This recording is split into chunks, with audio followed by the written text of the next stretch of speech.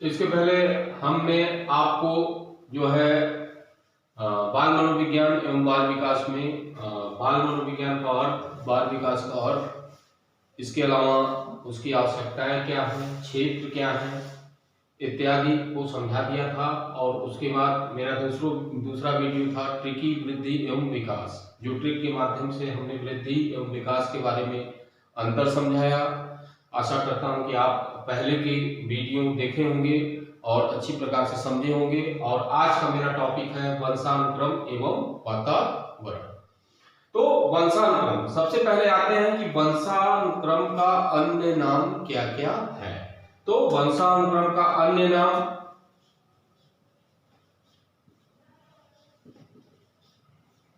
इसे वंश परंपरा भी कहते हैं,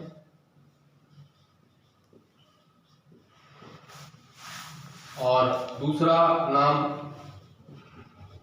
आनुवंशिकता भी इसे कहा जाता है। वंशानुक्रम को वंश परंपरा भी कहा जाता है, इसके अलावा आनुवंशिकता भी कहा जाता है।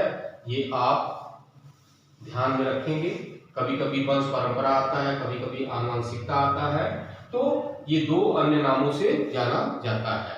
अब आइए वंशानुक्रम है क्या, या वंश परंपरा क्या है, या आनुवंशिकता क्या है।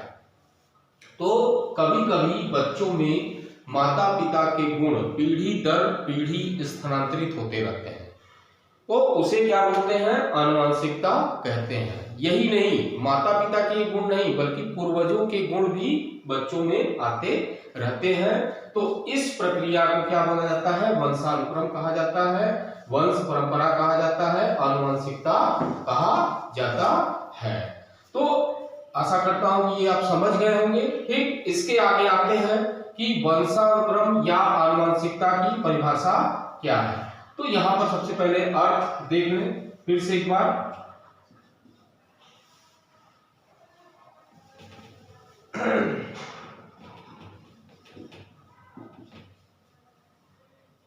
माता पिता या पूर्वजों अर्थात दादा दादी नाना नानी इत्यादि के गुण जब बालकों में स्थानांतरित होता है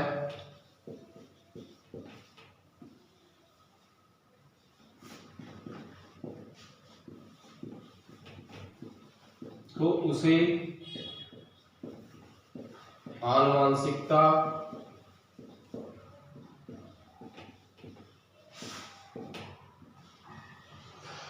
वंश परंपरा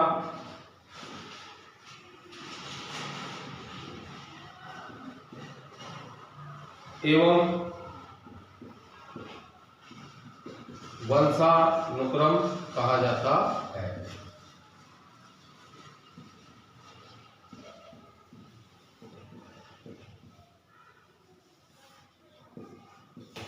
ये तो हुआ सामान्य अर्थ वंशानुक्रम का। अब देखिए, अब परिभाषा इसका देखते हैं। तो सबसे पहले बी.एन. झा ने क्या कहा, फिर उसके बाद जेम्स ड्रेवर ने क्या कहा, फिर वुडवर्थ ने क्या कहा। तो जब बी.एन. झा ने कहा कि वंशानुक्रम व्यक्ति की जन्मजात विशेषताओं का पूर्ण योग है। बी.एन. झा ने क्या कहा, वंशानुक्रम क्या है, व्यक्ति की जन्मजात विशेषताओं का पूर्ण योग, अर्थात जो व्यक्ति बालक के रूप में जन्म लेता है तो जो भी उसमें विशेषताएं पाई जाती हैं, जो संपूर्ण विशेषताएं हैं, वो क्या कहलाता है, वंशानुक्रम कहलाता है। इसके अलावा जेम्स ड्रेवर ने क्या कहा कि माता पिता की शारीरिक एवं मानसिक विशेषताओं का हस्तांतरण या गुणों का हस्तांतरण जब संतानों में होता है तो उसे क्या बोलते हैं, आनुवंशिकता या वंशानुक्रम कहा जाता है। यही अर्थ भी है वंशानुक्रम एवं आनुवंशिकता का। तो ये इस अर्थ को किसने स्पष्ट किया, जेम्स ड्रेवर ने। फिर उसके बाद वुडवर्थ ने क्या कहा कि बालक का विकास आनुवंशिकता एवं वातावरण का गुणन फल है। अर्थात आनुवंशिकता जो है, आनुवंशिकता जो बालक का विकास किस पे निर्भर है, वातावरण पे निर्भर है। अर्थात कोई भी बालक यदि आनुवंशिक रूप से माता पिता के गुण लेकर पैदा होता है तो उसके ऊपर वातावरण का प्रभाव अवश्य पड़ता है। ऐसा किसने कहा, वुडवर्थ ने कहा। फिर से एक बार समझ लें, बीएन झा की परिभाषा क्या थी। बीएन झा ने वंशानुक्रम के विषय में बताया कि व्यक्ति की जन्मजात विशेषताओं का पूर्ण योग क्या कहलाता है, वंशानुक्रम कहलाता है। अर्थात जो व्यक्ति में जन्मजात विशेषताएं पाई जाती हैं वही क्या कहलाती हैं, वंशानुक्रम कहलाती हैं। ये किसने कहा था, बीएन झा ने। इसके अलावा जेम्स डेवर ने कहा कि माता पिता की जो शारीरिक मानसिक विशेषताएं या गुण होती हैं वो जब संतानों में पहुंचती हैं, अर्थात हस्तांतरण होता है, स्थानांतरित होती हैं संतानों में, तो उसे क्या कहा जाता है, वंशानुक्रम कहा जाता है। इसके अलावा वुडवर्थ ने क्या कहा था कि बालक का विकास कैसे संभव है, आनुवंशिकता एवं वातावरण के गुणनफल पर निर्भर करता है। अर्थात बालक का विकास आनुवंशिकता एवं वातावरण का गुणनफल है। ऐसा किसने कहा, वुडवर्थ ने कहा। अब आइए, अब आगे आते हैं वंशानुक्रम से संबंधित विभिन्न सिद्धांत जो आपकी परीक्षाओं में पूछे जाते हैं, डीएलएड कैट की परीक्षाओं में। तो उसको एक ट्रिक के माध्यम से मैंने यहाँ पर प्रदर्शित किया है। तो ये ट्रिक है कि बीज समाया जीव में गुणों को वितरित व अवितरित करके अपने को भिन्न कर लिया, अर्थात प्रत्यागमन हो गया। फिर से एक बार देख लीजिए, बीज समाया जीव में गुणों को वितरित व अवितरित करके अपने को भिन्न कर लिया, अर्थात प्रत्यागमन हो गया। तो सबसे पहला हमने यहाँ गोला किया है, जो सिद्धांत है उस पे गोला कर दिया है। बीज से संबंधित मतलब जो सिद्धांत है उसको कहा जाता है बीज कोष का सिद्धांत। तो पहला सिद्धांत क्या हो गया, बीज कोष का सिद्धांत। ठीक, फिर उसके बाद दूसरा है समानता का सिद्धांत। समाया मतलब समानता का सिद्धांत।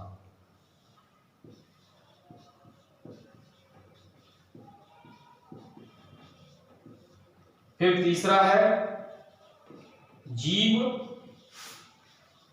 सांख्यिकी का सिद्धांत।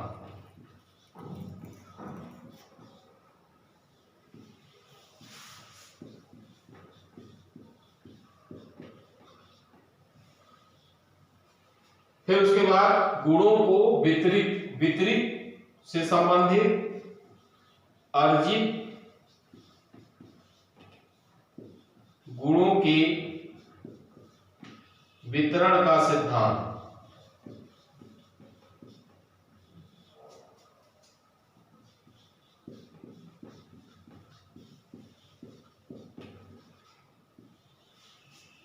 फिर उसके बाद पांचवा है अवितरित अर्जित गुणों की अवितरण का सिद्धांत।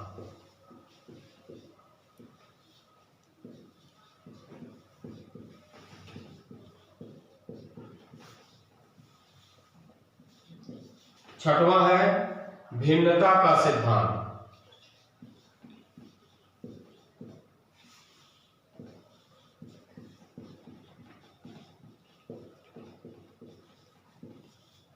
और सातवां है प्रत्यागमन का सिद्धांत।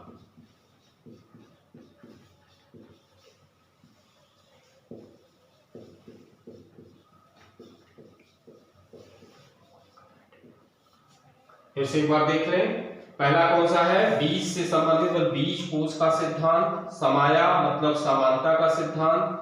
जीव का मतलब जीव सांख्यिकी का सिद्धांत।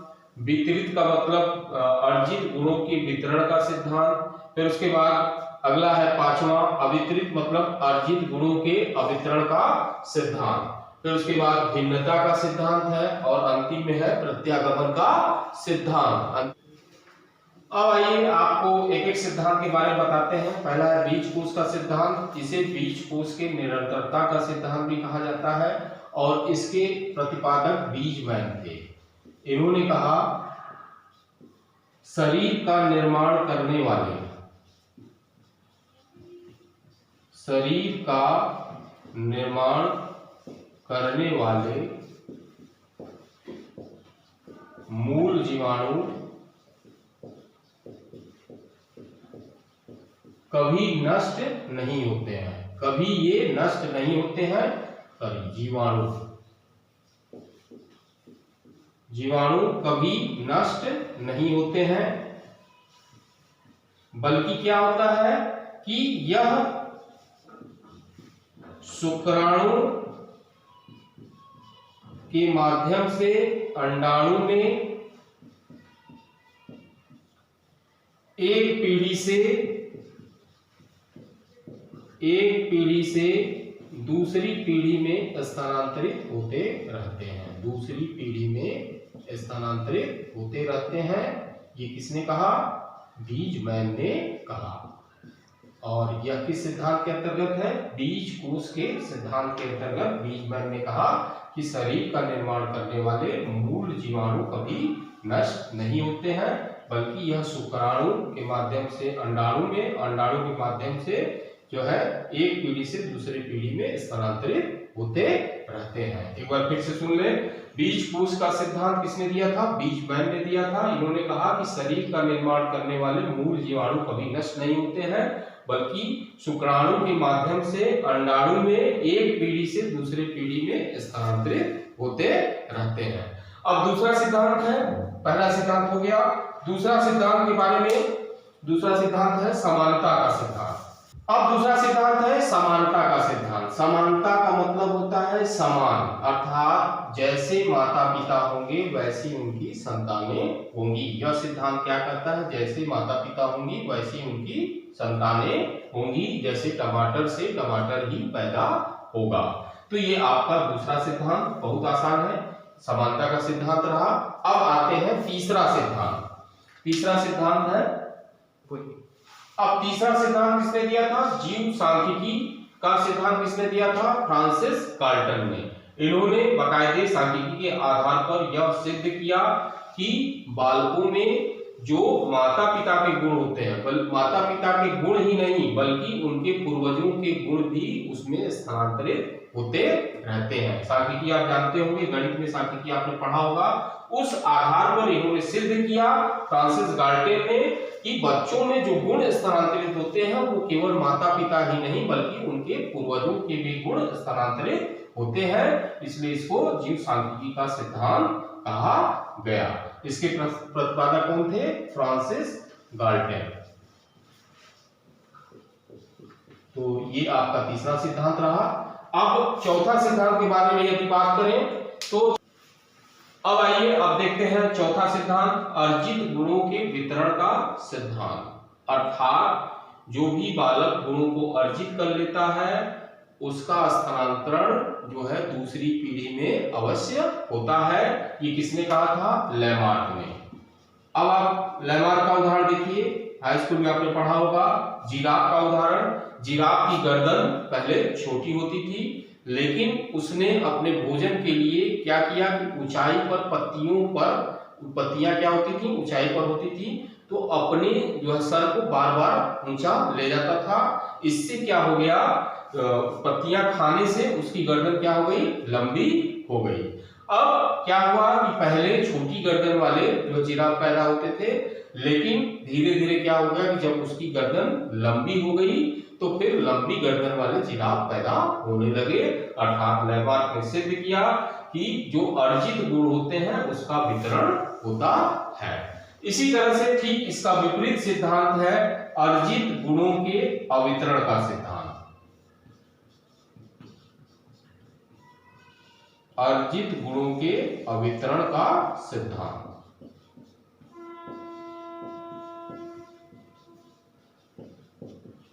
इसे किसने दिया था? वुडवर्थ ने दिया था।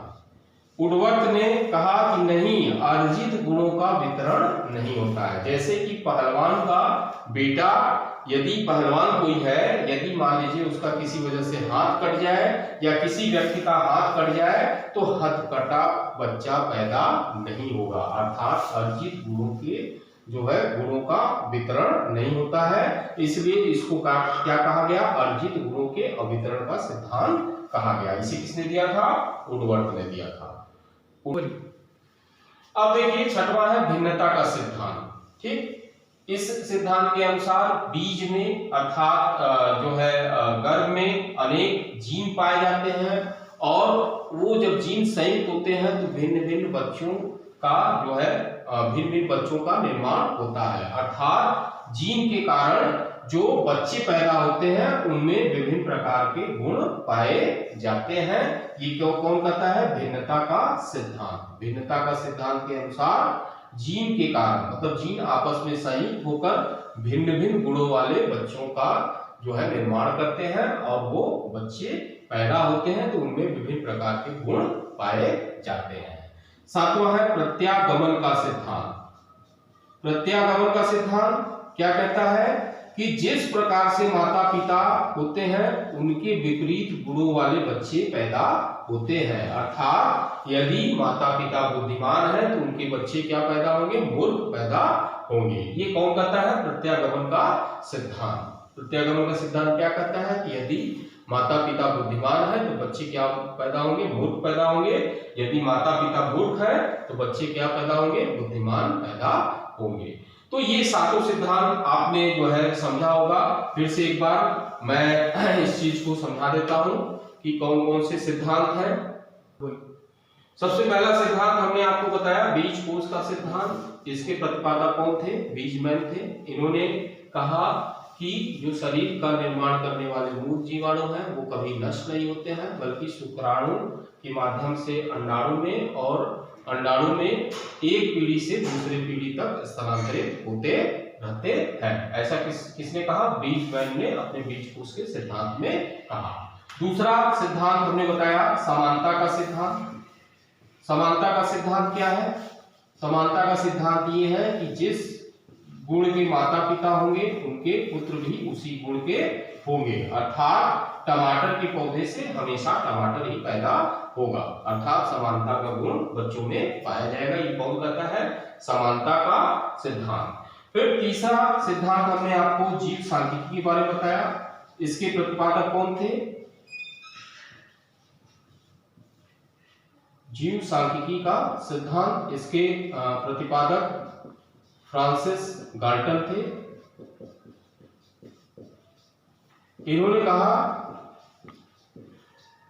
इन्होंने अपना प्रयोग सांख्यिकी के आधार पर किया और ये सिद्ध किया कि बच्चों में जो गुण पाए जाते हैं वो केवल माता पिता से ही नहीं बल्कि पूर्वजों से भी पाए जाते हैं। ऐसा किस सिद्धांत में कहा गया, जीव सांख्यिकी के सिद्धांत में कहा गया और इसके प्रतिपादक कौन थे, फ्रांसिस गाल्टन। इसके बाद चौथा सिद्धांत हमने बताया अर्जित गुणों के वितरण का सिद्धांत। अर्थात अर्जित गुणों के वितरण का सिद्धांत। इसे किसने दिया था, लैमार्क ने। और लैमार्क ने किस पर प्रयोग किया था, जिराफ पे। ठीक, कहने का मतलब है कि जो अर्जित गुण होते हैं वो माता पिता से बच्चों में जो है स्थानांतरित होते रहते हैं। अर्थात अर्जित गुणों का वितरण होता है। इसके अलावा पांचवा जो हमने बताया था वो था अर्जित गुणों के अवितरण का सिद्धांत। इसमें इसको किसने दिया था, वुडवर्थ ने दिया था। वुडवर्थ ने कहा कि अर्जित गुणों का वितरण नहीं होता है। जैसे मान लीजिए कोई व्यक्ति है, उसका हाथ कट जाए तो उसके जो बच्चे हथकटा पैदा नहीं होंगे। ठीक, ये था अर्जित गुणों के अवितरण का सिद्धांत। फिर उसके बाद छठवां हमने बताया भिन्नता का सिद्धांत। भिन्नता का सिद्धांत कहने का मतलब है कि शरीर के अंदर विभिन्न प्रकार के जीन पाए जाते हैं और वह जब जीन संयुक्त होते हैं तो वह भिन्न भिन्न बच्चों को पैदा करते हैं। अर्थात विभिन्न गुण वाले बच्चे पैदा होते हैं। ये कौन सिद्धांत बोलता है, भिन्नता का सिद्धांत कहता है। सातवां है प्रत्यागमन का सिद्धांत। कहने का मतलब है कि जैसे माता पिता होते हैं ठीक उसके विपरीत गुण वाले उनके बच्चे पैदा होते हैं। ऐसा कौन कहता है, प्रत्यागमन का सिद्धांत। यदि माता पिता बुद्धिमान है तो बच्चे कैसे पैदा होंगे, मूर्ख पैदा होंगे। अब देखिए ये तो रहा सिद्धांत, लेकिन यहाँ पर कुछ रोगों, आनुवांशिक रोगों के बारे में भी पूछा जाता है और इसके जनक कौन थे ये हम आपको अभी बताते हैं। अब देखिए वंशानुक्रम के बारे में जो पूछा गया है पिछली परीक्षाओं में, ये पूछा गया है कि वंशानुक्रम के जनक कौन थे, अर्थात इसकी खोज किसने की थी। तो वंशानुक्रम के जनक कौन थे, ग्रेगर जान मेंडल। कौन थे, ग्रेगर जान मेंडल। और ये कहां के निवासी थे,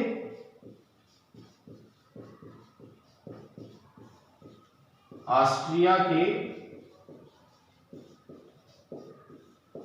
ब्रून शहर के निवासी थे। ऑस्ट्रिया के ब्रून शहर के यह निवासी थे और इन्होंने अपना प्रयोग किस पे किया था, उद्यान मटर।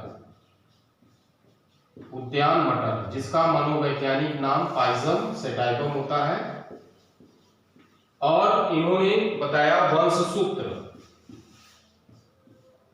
वंशसूत्र को इंग्लिश में कहते हैं क्रोमोसोम। इनकी संख्या 46 होती है, अर्थात 23 जोड़ी होती है। ठीक, अब लड़कों में कौन कौन सा जो है पाया जाता है ये देख लीजिए। यदि लड़का है तो उसमें यक्स यक्स पाया जाएगा, और लड़की है, सॉरी लड़का है तो यक्स वाई पाया जाएगा, और लड़की है तो यक्स यक्स। अब देखिए यक्स वाई मिलकर क्या हो जाएगा, ये लड़का हो गया, और यक्स यक्स मिला देंगे तो क्या हो जाएगी, लड़की। तो वंशानुक्रम के जनक कौन थे, ग्रेगर जान मेंडल। ये कहाँ के निवासी थे, ऑस्ट्रिया के ब्रून शहर के निवासी थे। इन्होंने अपना प्रयोग उद्यान मटर पे किया, जिसका वैज्ञानिक नाम पाइजम सेटाइगम है। वंशसूत्रों की संख्या इन्होंने 46 बताई, और 46 मतलब 23 जोड़ी। लड़के में यक्स वाई क्रोमोसोम पाया जाता है, लड़कियों में यक्स यक्स। यक्स वाई से मिलकर यक्स वाई बनाता है, अर्थात लड़का पैदा होते हैं, और यक्स से जब मिलता है तो लड़की पैदा होती है। तो ये रहा आपके वंशानुक्रम में कुछ सामान्य जानकारी। इसके अलावा वंशानुक्रम से संबंधित बीमारी बोलिए। अब देखिए वंशानुक्रम से संबंधित बीमारी है, सबसे पहला हीमोफीलिया। हीमोफीलिया कैसी बीमारी है, यह एक प्रकार की आनुवंशिक बीमारी है। इसमें क्या होता है, रुधिर का थक्का नहीं जमता है, अर्थात रक्तस्राव। ये बीमारी किसी को हो गई तो रक्तस्राव उसको हमेशा होता है। और इसके लिए जो जिम्मेदार विटामिन है वो कौन सा है, विटामिन के। इसका सर्वप्रथम वर्णन किसने किया था, हेल्डन ने किया था। और सबसे पहले जो हुआ था वो किसको हुआ था, महारानी विक्टोरिया को यह रोग हुआ था। तो हीमोफीलिया रोग कैसा है, एक प्रकार का आनुवंशिक रोग है, ये आपसे पूछा गया है। अब दूसरा रोग है वर्णांधता। ठीक, यह 1876 ईस्वी में होर्नर के द्वारा खोजा गया था। वर्णांधता जो बीमारी है वो 1876 में होर्नर के द्वारा खोजा गया था। इसमें व्यक्ति लाल और हरे रंग में भेद नहीं कर पाता है।